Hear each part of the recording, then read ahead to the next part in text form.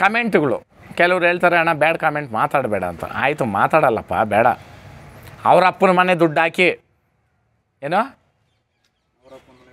ಅಲ್ವಾ ಕೇಳ್ಬೋದು ನನ್ನ ಪ್ರಶ್ನೆ. ನಿಜನಾ? ಇವ್ರಿಗೆ ಗೊತ್ತು. ನಾವು ಒಂದೊಂದು ದಿನಾನೂ ಒಂದೊಂದು ನಿಮಿಷ ನಾವು ಪಟ್ಟಿರೋ ನೋವು ಆ ಭಗವಂತನ ಹತ್ರ ಐತೆ.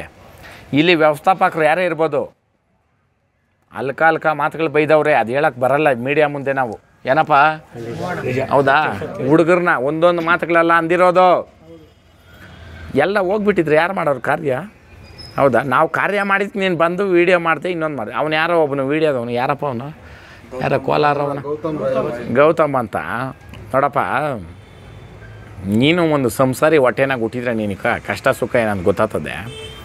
ಅವನೋಗಿ ಮಾಡ್ತಾನೆ ವೀಡಿಯೋ,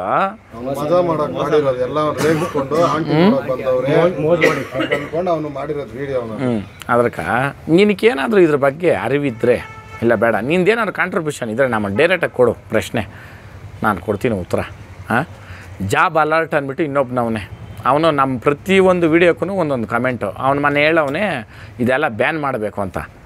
ಅದಕ್ಕೆ ನಮ್ಮ ಒಂದು ಫಿಲಮಲ್ಲಿ ಹೇಳೋರು, ನಿಮ್ಮ ಅಪ್ಪನ ಕೊಟ್ಟಿದ್ರೆ ನೀನು ಮಾಡಬಾರ ಬ್ಯಾನು ಅಂತ. ಅದಕ್ಕೆ ನಾನು ಡೈರೆಕ್ಟಾಗಿ ಕೇಳಿದೆ, ನಿಮ್ಮ ಅಪ್ಪನಿಗೆ ನೀನು ಹುಟ್ಟಿದ್ರೆ, ನಿಮ್ಮ ಅಪ್ಪನಿಗೆ ನೀನು ಹುಟ್ಟಿದ್ರೆ ಬಂದು ಬ್ಯಾನ್ ಮಾಡೋ ನೀನು ರೇಸ್ನ. ಹಳ್ಳಿಕಾರ್ ಇದರಲ್ಲಿ ಹೇಳ್ತಾಯಿದ್ದು ನೋಡಿ, ನನ್ನ ಪ್ರಾಣ ಒಂದು ಹೋಗ್ಬಿಟ್ರೆ ನೀನು ತೊಗ್ಬೋದು ಇಡೀ ಕರ್ನಾಟಕದಲ್ಲಿ. ಹೌದಾ? ಇದು ನಾನು ಪ್ರಾಣ ಹೋಗೋರ್ಕೊಂಡು ನಿಲ್ಲಲ್ಲ. ನಾನು ನಿಂತೋದ್ರು ನಮ್ಮ ಹುಡುಗರು ನಿಲ್ಲಿಸಲ್ಲ. ಹೌದೇನಪ್ಪ? ಆ ಕಾರಣಕ್ಕೆ ಇಲ್ಲಿ ನಾವು ಕೆಲವ್ರನ್ನೇ ಇಕ್ಕೊಂಡು ವೀಡಿಯೋ ಮಾಡಿರೋದು. ಇಲ್ಲಿ ಕಮೆಂಟ್ ಮುಖಾಂತರ ಕೊಟ್ಟರೆ ಅವನು ಯಾವನು ಜಾಬ್ ಅಲರ್ಟೋ ಏನೋ ಐತೆ ಅದು, ಅವನು ಪ್ರತಿಯೊಂದು ವೀಡಿಯೋಕ್ಕೂ ಒಂದೊಂದು ಟಾಂಗ್ ಕೊಡ್ತಾವನೆ ಅವನು. ಆಮೇಲೆ ಕೆಲವೊಂದು ಯೂಟ್ಯೂಬರ್ಸು ಇದ್ದರು ಇದಕ್ಕೆ ಮುಂಚೆ ಟಾಂಗ್ಗಳು ಕೊಡೋದು. ಏನು, ಒಂದು ವೀಡಿಯೋ ಮಾಡಿದ್ರೆ ಅದಕ್ಕೊಂದು ಇದು ಮಾಡೋದು. ನೀನೇನಾದರೂ ನಮ್ಮ ಕಡೆಯಿಂದ 10 ಪೈಸಾ ಜನಕ್ಕೆ ಮೋಸ ಆಗಿರೋ ಕೆಲಸ ನಾವು ಮಾಡಿದರೆ, ಎಷ್ಟೋ ಖಾಲಿ 10 ಪೈಸಾ, 10 ರೂಪಾಯಿ ಬೇಡ, 10 ಪೈಸಾ ನೀನು ಕೊಡ್ಬೋದು ಡೈರೆಕ್ಟಾಗಿ. ಒರ್ತೂರು ಸಂತೋಷ್ ಹಿಂಗೆ ಕಲೆಕ್ಷನ್ ಮಾಡಿ ಅವ್ರ ಮನೆಗೆ ಹಿಂಗೆ ಮಾಡ್ಕೊಂಡವನೇ, ಇಲ್ಲ ಅವ್ರ ಹುಡುಗರಿಗೆ ಹಿಂಗೆ ಮಾಡವನೇ. ಹೌದೇನಪ್ಪ? ಆ ಕಾರಣಕ್ಕೆ ಏನು ಹೇಳ್ತೀನಿ ಅಂದರೆ, ಕುಣಿಯಾಕಾರದವ್ನು ನೆಲ ಡೊಂಕು ಅನ್ನಬೇಕು. ಹೌದಾ? ಅವ್ನು ಕುಣಿಯೋಕೆ ಆಗ್ತಾಯಿಲ್ಲ.